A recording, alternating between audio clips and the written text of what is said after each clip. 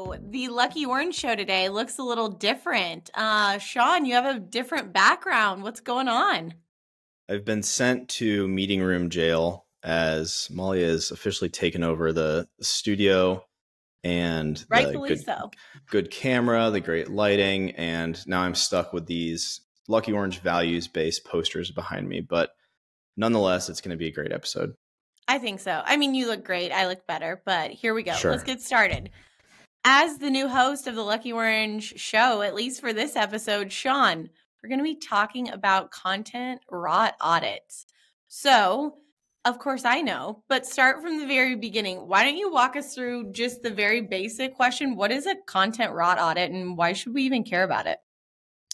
So when it comes to content auditing, there's a few different things that we want to talk about. Is that you can audit really anything on your site. Now, if you're talking about a B2B website, you could be doing a messaging audit, and you could be saying, does our messaging align with our current position in the market? If you make product changes, if you make updates, or if you're a new brand, does this align? And running an audit there and making sure that it's resonating with people. And then there are similar audits you could be doing in e-commerce. But specifically, what I want to talk about today would be a content rot audit.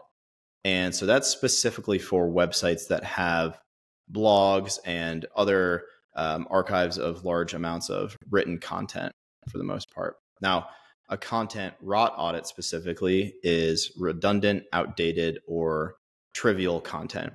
And really what we're looking to do here at a high level with a rot audit is identify things on your blog that either don't need to be there anymore or need to be replaced or updated for a variety of reasons that we'll get into. But the general idea is that blogs oftentimes can become this sort of repository of stuff that was once written and forgotten about. And so even if you're monitoring performance on a blog post over a certain amount of time, even if you're monitoring performance on all of your blog posts all the time, there's a lot of improvement that can be made. And what we see a lot of things happen with blogs is that a company will get to writing and then they'll just get excited about their new blog post and they'll publish it and they'll promote it.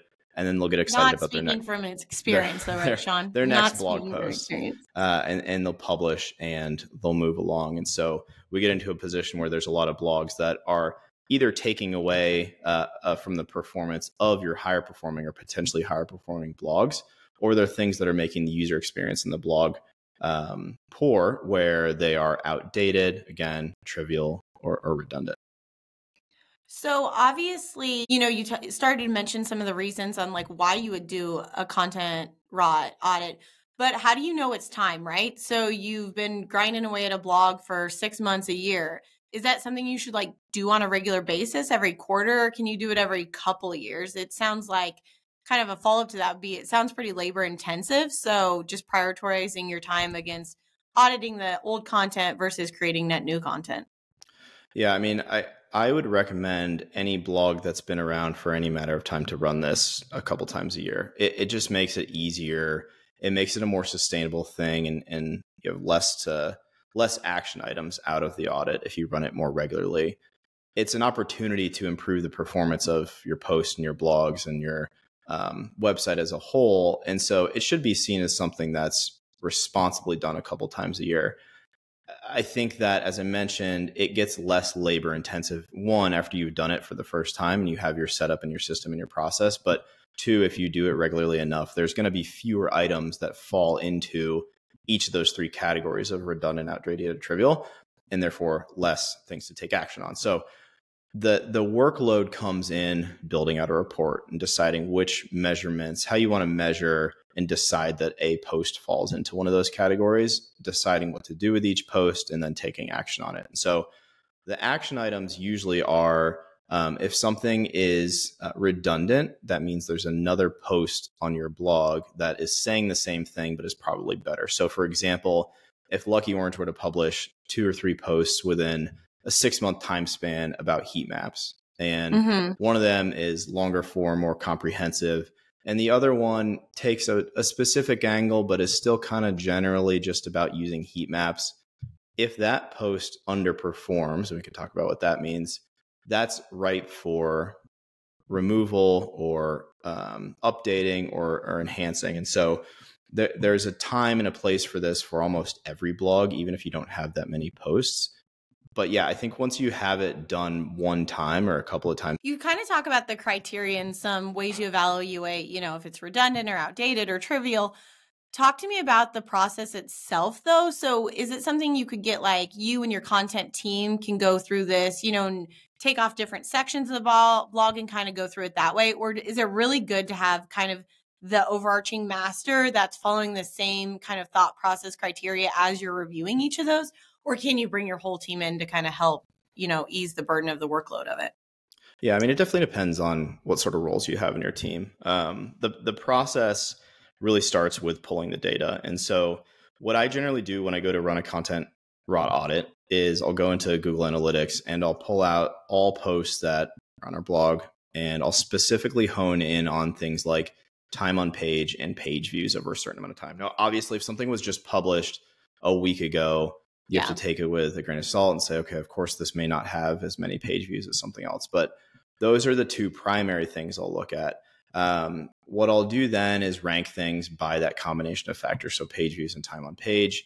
If something has high page views but low time on page, I'll also layer in Lucky Orange tools. And so I'll go see a scroll heat map and say, okay, well, this post is getting a lot of page views, so it's receiving traffic from somewhere, but for whatever reason, people aren't sticking on here long enough. Is it just because they're not scrolling down into the post? Is there something on the page that's preventing them from really reading and digging into this? And a lot of times what we'll find is people will be stopping short of getting into the meat of the post. Maybe the introduction is too long, or maybe there's some sort of video on the page that they click and they watch it for a couple seconds and they leave or something like that. So those will be the primary things I will look at. There are other things that you could evaluate when it comes to, when it comes to deciding that something falls into one of these buckets, but that's usually where I start. And then from there, depending on the action that you need to take, could determine who has to be involved. So if a post is outdated, a lot of companies will publish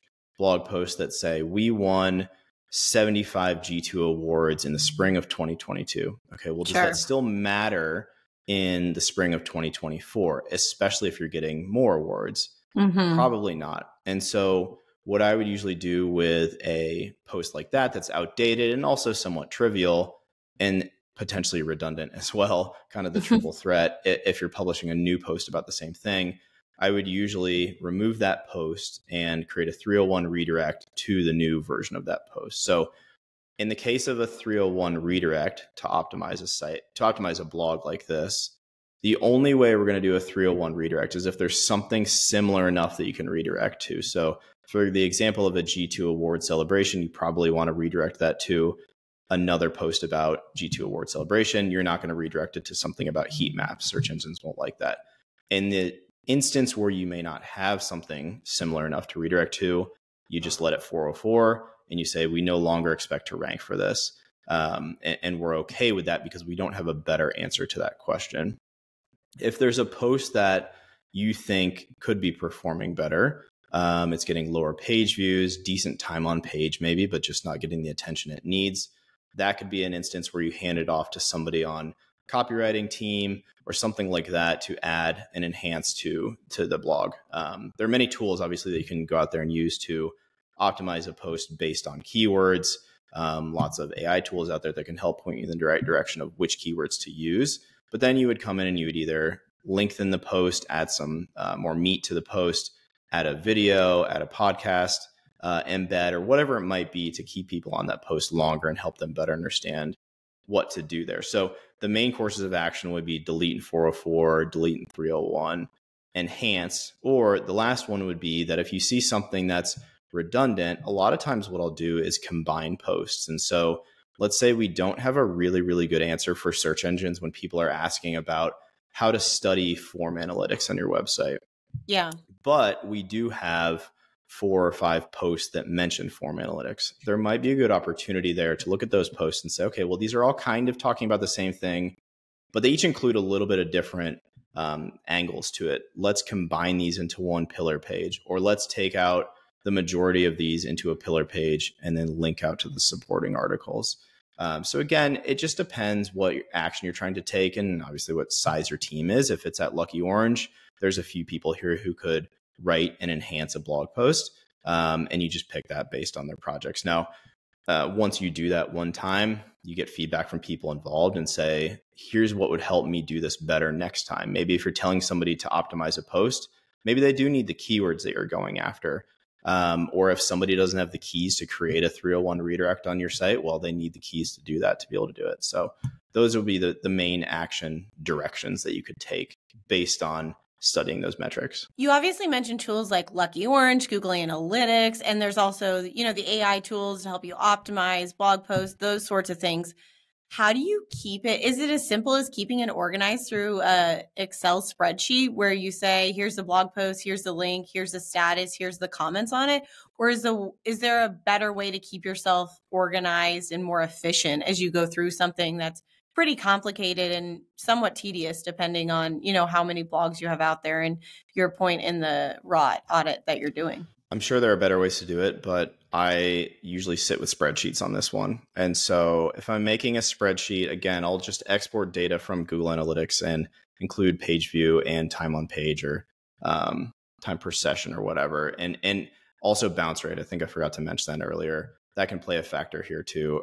It would be related to maybe the traffic that's coming in. If all they're doing is coming to the site to read that blog post, then we don't care as much about bounce rate. But what I'll usually do is export the full list of blog posts and start with those metrics. And I'll sort by those metrics. And so I'll go top to bottom, top page views with time on page combined towards the top. And then I'll just have a column that talks about ROT. And so I'll go through and I'll just make note.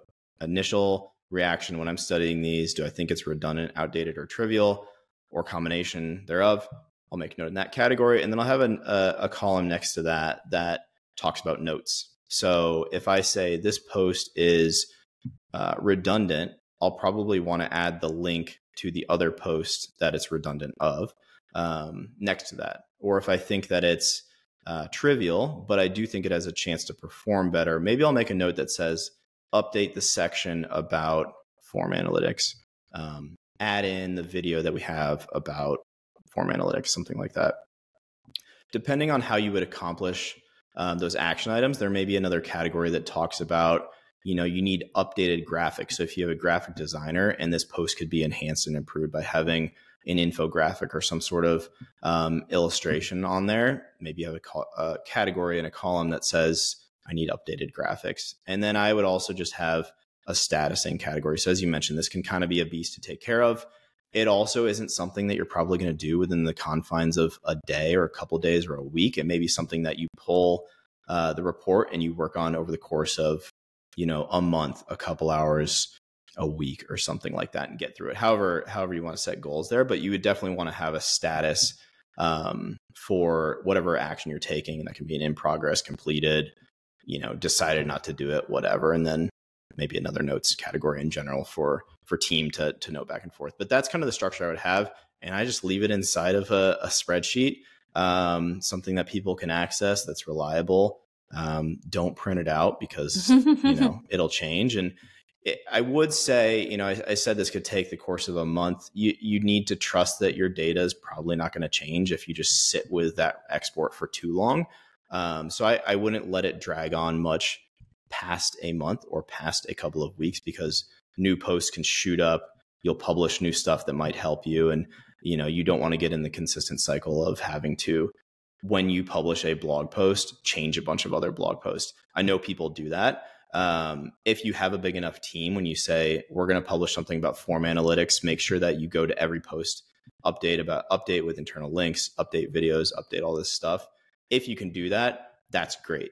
And that would certainly be recommended. If this is your one shot to say, we're publishing blogs on a regular basis, this is when we go through and we audit and we update things, then I would do it within the confines of a couple of weeks. I don't want to get too far away from the ROT part of the ROT. So I think redundant, you talked about, makes sense, at least inherently. Outdated, obviously the G2 example was a good example of information that's just no longer relevant because of the timeliness.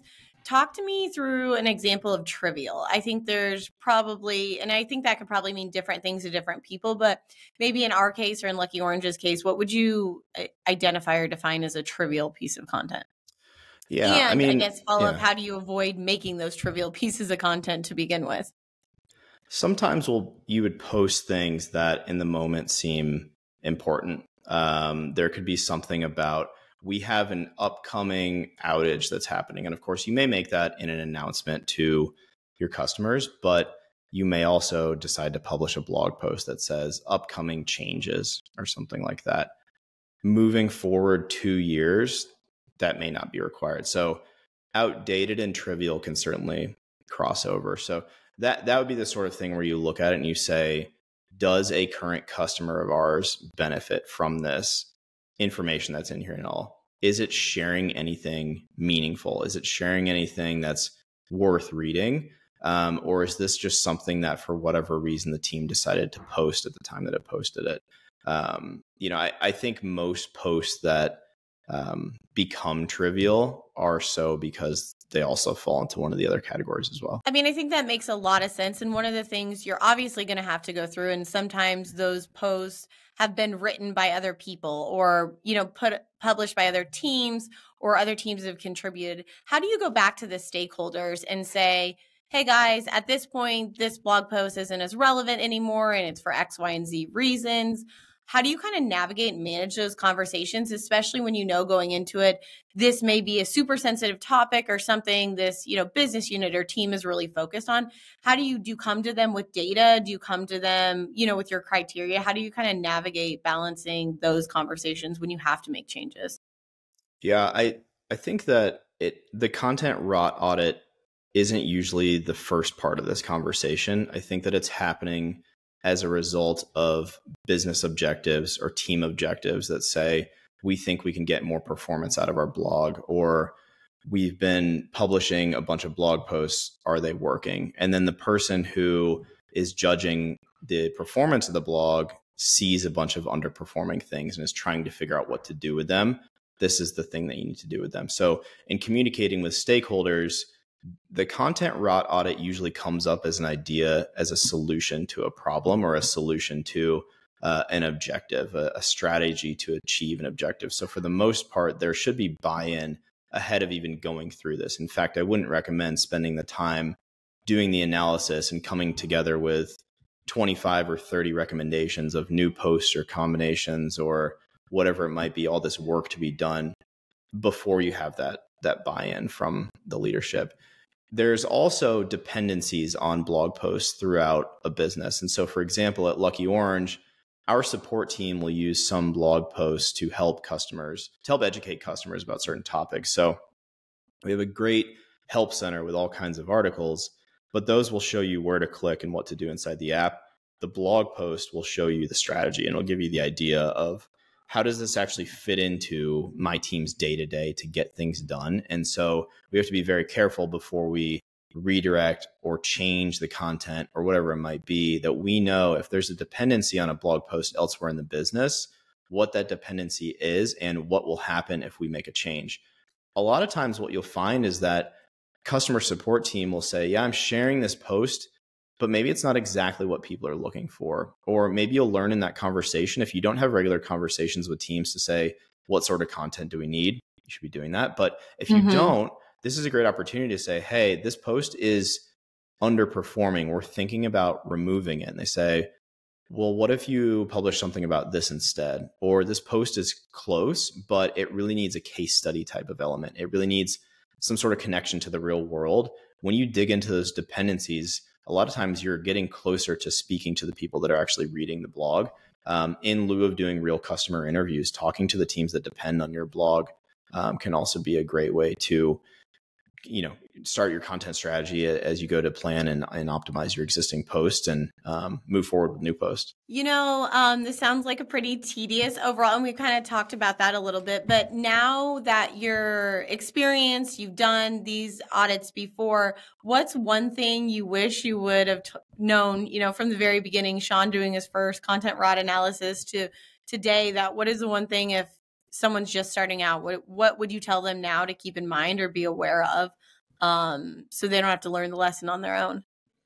Yeah, I think there's probably two things. The first is that this does take time, and that's okay. I think anybody that has realistic expectations about SEO and blog performance as a whole understands that it can take time, and not the time to adjust posts necessarily, but the time to see the results and the impact. Now, obviously, if you 301 redirect something, you're not going to see any visits to that page, so you'll know that that's happening. But is this working? Is this improving outcomes, whatever those outcomes might be? If it's just to get more organic traffic and improve your search rankings, then that's great.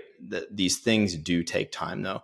The other thing that I would say that I learned fairly quickly and fairly early on was that when you're in charge of a content strategy, you're trying to prove action and you're trying to prove value. And a lot of the ways that people do that is just by publishing more. And that can be great in many ways and can be great for many business objectives. But one of the most powerful tools we have is stuff that's already written. And, you're talking about the amount of time that it takes to go through these efforts. Well, it takes a whole heck of a lot less time to edit a blog post and add to an existing blog post than to start from scratch. And so in the content marketer's toolbox, absolutely should be a priority to optimize existing stuff. And if you're just taking over a new blog, you're taking over a new brand, that's where you can start. You can audit this stuff and say, hey, how did we end up here? How did we end up writing these 5 blog posts about the same topic over and over again, and point out the fact that they are underperforming? How did we end up to a point where we have articles that are talking about our employees' favorite foods on a blog that's about B2B SaaS? How did we get there? And there's a real open and honest conversation to say, we can do better with this blog, and provide a lot of value there, as opposed to just saying, look at this new post that I wrote. It's about, it's just a new post, so it's better. Taking a step back and understanding that the blog is sort of a living, breathing thing can help you, optimize and learn a lot about where the blog can go. You mentioned, which I thought was really interesting, how did we get to the point of writing about, favorite foods on a website or a blog that's focused on B2B SaaS? Do you take different approaches with your content raw analysis and audit based on the type of content you're writing about? So if it's more of a, fun, playful, silly content that your blog's focused around, do you need to focus on different things versus if it is a B2B SaaS, blog and talking about very technical, complex topics, do you need to focus in and think about the content raw audit a little differently depending on that? Assuming that the fun, quirky blog and the B2B SaaS blog, though B2B SaaS is super fun and quirky, assuming those two blogs have the same goals to get more organic traffic, and once that traffic is there, to educate them and keep them around and ultimately convert them into customers, or if they're customers, keep them around longer, the content audit is the exact same thing. There may be other tools you can deploy with the fun, quirky blog, but for the most part, a blog is going to be a blog. And if you care about it performing in the way that a blog should perform, then the audit part of this is going to look exactly the same. One question, because obviously most good blogs don't just have words in them, right? There's also pictures, there's CTAs, that sort of thing.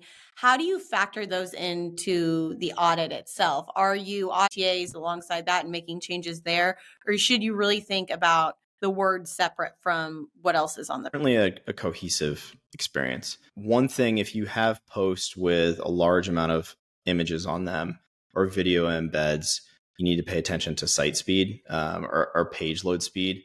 I would imagine that most blogs that do that across their entire blog. So it would be a research project and an investigation kind of the load speed of the site in general and of blog pages in general, less so the specific page.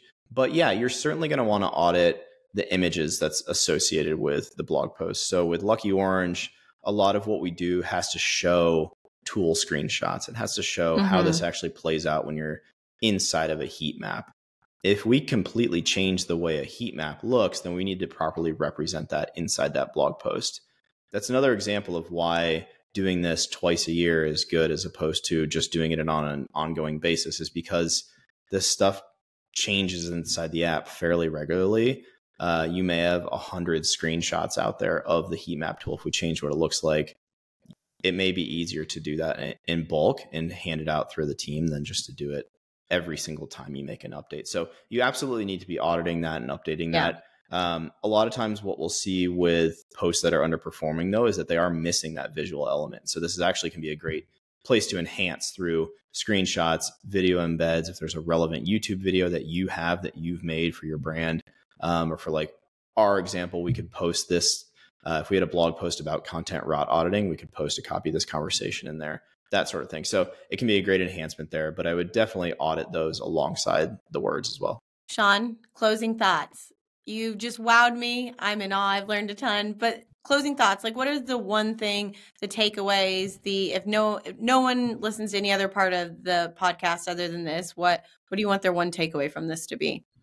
Yeah, I do think going back to focusing on optimizing your existing content as a means to show value to a company is a really big deal, especially if you're a content leader within a business and you're tasked with getting more reach on your blog or whatever it might be. Use the existing content to your benefit, optimize it and exist there. The only other closing thought I have is that you need to get out of the studio so that I can record more podcasts in there. Not fair. We might explore this format again at some time if I have some other things that I want to talk about that I don't feel like talking to myself about. But yeah, I appreciate you spending time with me this morning to talk about this. Yeah, so fun. So fun. I can't wait to be in the host chair again, but thanks for having me on and good stuff, Sean, as always. All right. Thanks, Molly.